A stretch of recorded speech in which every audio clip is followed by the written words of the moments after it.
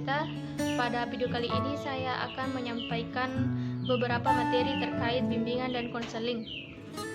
Yang pertama, ada miskonsepsi bimbingan dan konseling dalam masyarakat. Tapi sebelum kita membahas lebih jauh lagi mengenai miskonsepsi bimbingan dan konseling dalam masyarakat, kita harus pahami terlebih dahulu apa itu miskonsepsi. Nah, jadi miskonsepsi itu adalah sebuah interpretasi, pandangan naif, dan definisi yang tidak akurat terhadap suatu konsep yang tidak dapat diterima karena bertentangan dengan pengertian ilmiah. Dengan kata lain, miskonsepsi ini adalah kesalahpahaman dalam konsep terkait bimbingan dan konseling itu sendiri. Nah, mengapa dikatakan sebagai miskonsepsi?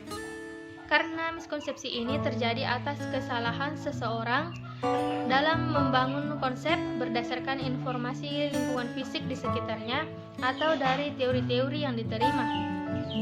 Salah satu faktor yang menyebabkan terjadinya miskonsepsi bimbingan dan konseling dalam masyarakat yaitu adanya anggapan bahwa bimbingan dan konseling ini dapat dilakukan oleh siapa saja. Padahal sebenarnya bimbingan dan konseling ini harus dilakukan oleh orang-orang yang berkompeten, harus benar-benar ahli dalam bidang tersebut, harus memiliki keahlian khusus yang benar di bidang itu. Jika seorang guru bimbingan dan konseling tidak memiliki keahlian khusus dalam bidang tersebut, maka itulah yang akan menyebabkan timbulnya yang namanya miskonsepsi. Selanjutnya, solusi mengenai miskonsepsi bimbingan dan konseling dalam masyarakat tersebut, kita harus menghadirkan orang yang benar-benar berkompeten, yang benar-benar ahli dalam bidang tersebut, sehingga miskonsepsi dalam masyarakat, sekolah maupun masyarakat pada umumnya itu bisa hilang. Kemudian kita melangkah ke definisi bimbingan dan konseling dari berbagai sudut pandang dan perbedaan antar keduanya. Berdasarkan pasal 27 Peraturan Pemerintah Nomor 29 Tahun 1990, bimbingan adalah bantuan yang diberikan kepada siswa dalam rangka upaya penemuan pribadi, mengenal lingkungan, dan merencanakan masa depan.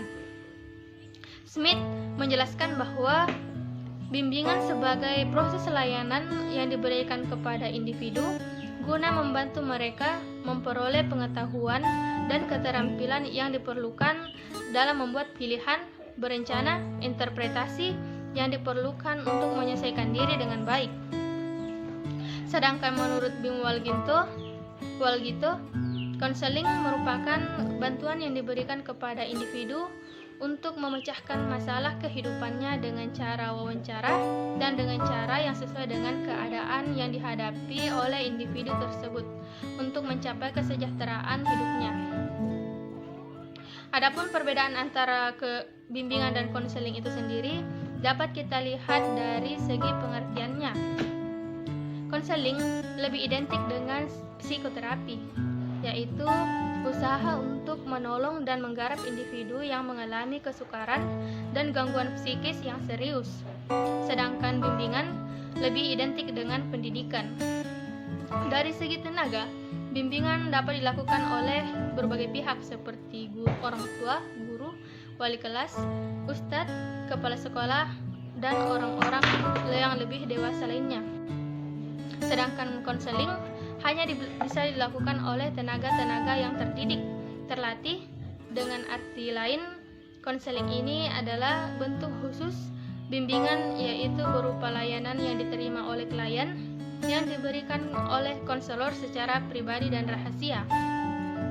Selanjutnya, kedudukan bimbingan dan konseling dalam pendidikan dan jenis-jenisnya. Bimbingan dan konseling memiliki kedudukan yang sangat penting dalam dunia pendidikan. Mengapa? Karena berperan sebagai salah satu bimbingan yang memberikan pertolongan kepada sekumpulan individu untuk bisa mengatasi segala masalah yang ada dalam kehidupannya. Bimbingan dan konseling dalam dunia pendidikan ini berperan di dalam mencerdaskan siswa dan mengasah keterampilan dan pengetahuan yang dimiliki setiap siswa. Bimbingan dan konseling dalam dunia pendidikan menekankan siswa agar dapat memiliki kepribadian yang mandiri serta rasa tanggung jawab yang besar terhadap dirinya dan orang lain. Dalam kehidupan sehari-hari, dapat kita lihat bahwa dalam proses pembelajaran, setiap guru pasti mempunyai keinginan agar semua siswanya dapat memperoleh hasil belajar yang baik dan memuaskan. Akan tetapi, harapan tersebut seringkali kandas dan tidak terwujud, karena siswa seringkali mengalami berbagai macam kesulitan dalam belajar. Nah, untuk mengatasi masalah kesulitan belajar tersebut, bimbingan dan konseling dapat memberikan layanan dalam bimbingan belajar, bimbingan sosial maupun masalah-masalah pribadi.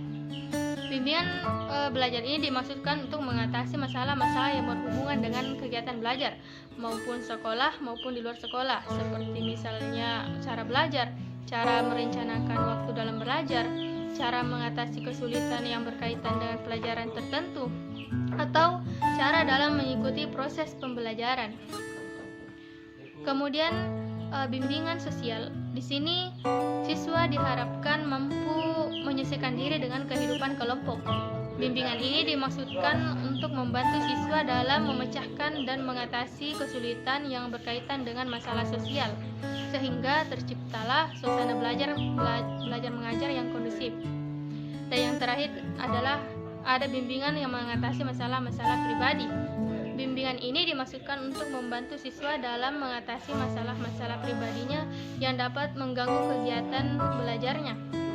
Karena biasanya siswa yang mempunyai masalah dalam kehidupan pribadi itu lebih cenderung susah dalam berkonsentrasi untuk belajar.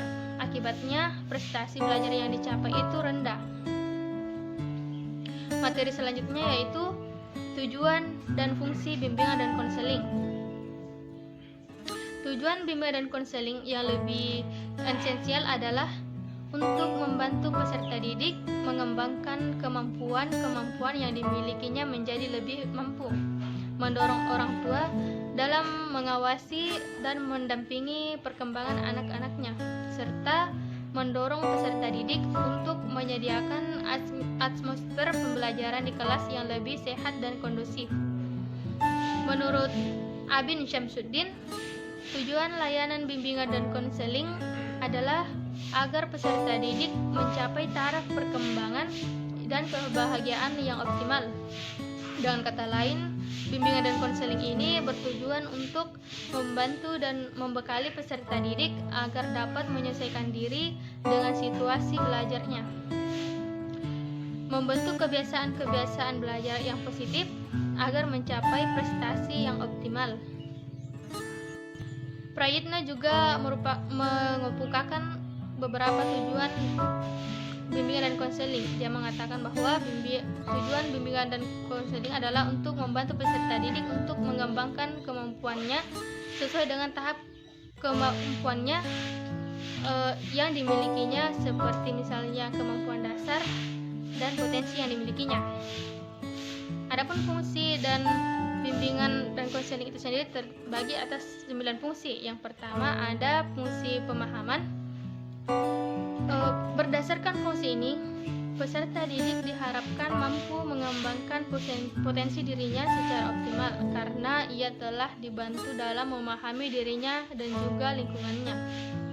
Yang kedua ada fungsi fasilitasi, yaitu memberikan kemudahan kepada peserta didik dalam mencapai pertumbuhan dan perkembangan secara optimal, serasi, seimbang dengan seluruh aspek dalam diri peserta didik. Yang ketiga ada fungsi penyesuaian, yaitu membantu konseling agar dapat menyesuaikan diri dengan lingkungannya secara dinamis dan konstruktif. Yang keempat ada fungsi penyaluran peserta didik, yaitu membangun untuk memilih kegiatan ekstrakurikuler, jurusan atau program studi dalam menetapkan pengusahaan karir atau jabatan yang sesuai dengan minat, bakat, keahlian, dan ciri-ciri pribadi lainnya. Yang kelima ada fungsi adaptasi, yaitu membantu peserta didik dalam menyesuaikan program pendidikan terhadap latar belakang pendidikan, minat, kemampuan, dan kebutuhan peserta didik. Yang keenam, ada fungsi pencegahan, yaitu upaya dalam mengantisipasi berbagai masalah yang mungkin terjadi dan berupaya untuk mencegahnya supaya tidak dialami oleh peserta didik. Yang ketujuh, ada fungsi pengembangan, yaitu upaya yang dilakukan untuk menciptakan lingkungan belajar yang kondusif yang memfasilitasi perkembangan peserta didik. Yang kedelapan, ada fungsi pengentasan, yaitu upaya memberikan bantuan kepada peserta didik yang telah mengalami masalah baik menyangkut aspek pribadi, sosial, belajar maupun karir. Dan yang kesembilan, fungsi perbaikan, yaitu upaya yang dilakukan dalam membantu peserta didik untuk memperbaiki kekeliruan dalam berpikir, berperasaan, dan bertindak. Selanjutnya, prinsip-prinsip bimbingan dan konseling. Yang pertama ada bimbingan adalah suatu proses yang membantu individu agar mereka dapat menyelesaikan masalah yang dihadapinya. Bimbingan dan konseling ini hendaknya berfokus pada individu yang dibimbing. Bimbingan harus luas dengan identifikasi kebutuhan yang dirasakan oleh individu yang dibimbingnya. Bimbingan dan konseling ini diperuntukkan bagi semua konselor, yang berarti bahwa bimbingan ini berlaku untuk siapa saja, baik yang bermasalah maupun tidak bermasalah. Dalam hal ini, bimbingan menggunakan pendekatan yang bersifat preventif dan pengembangan terhadap penyembuhan.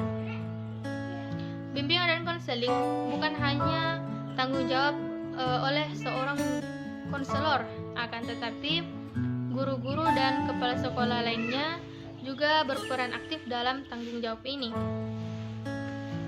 Kemudian materi yang terakhir yaitu asas-asas bimbingan dan konseling. Asas bimbingan dan konseling adalah sebuah dasar atau ketentuan-ketentuan yang harus ditetapkan dalam penyelenggaraan yang dijadikan pedoman dalam melaksanakan pelaksanaan bimbingan dan konseling. Asas-asas bimbingan dan konseling ini terbagi atas 12 asas. Yang pertama, ada asas kerahasiaan. Yang kedua, asas kesukarelaan. Yang ketiga, ada asas keterbukaan. Yang keempat, asas kekinian. Yang kelima, asas kemandirian. Yang keenam, asas kegiatan. Yang ketujuh, asas kedinamisan. Yang kedelapan, asas keterpaduan. Yang kesembilan, asas kenormatifan. Yang kesepuluh, asas keahlian. Yang ke-11, asas ahli tangan. Yang terakhir, asas tuturi handayani. Nah, ke-12 asas tersebut pada dasarnya menegaskan bahwa konselor merupakan akar para ahli yang memiliki kemampuan untuk membimbing konselingnya, baik secara ikhlas maupun personal, sehingga mereka mampu meningkatkan taraf kehidupan yang lebih baik, terutama kehidupan yang berkaitan dengan persoalan mentalitas konseling, baik menghadapi lingkungannya maupun dirinya sendiri. Mungkin itu saja yang dapat saya sampaikan pada video kali ini mengenai bimbingan dan konseling. Sekian dari saya. Wassalamualaikum warahmatullahi wabarakatuh.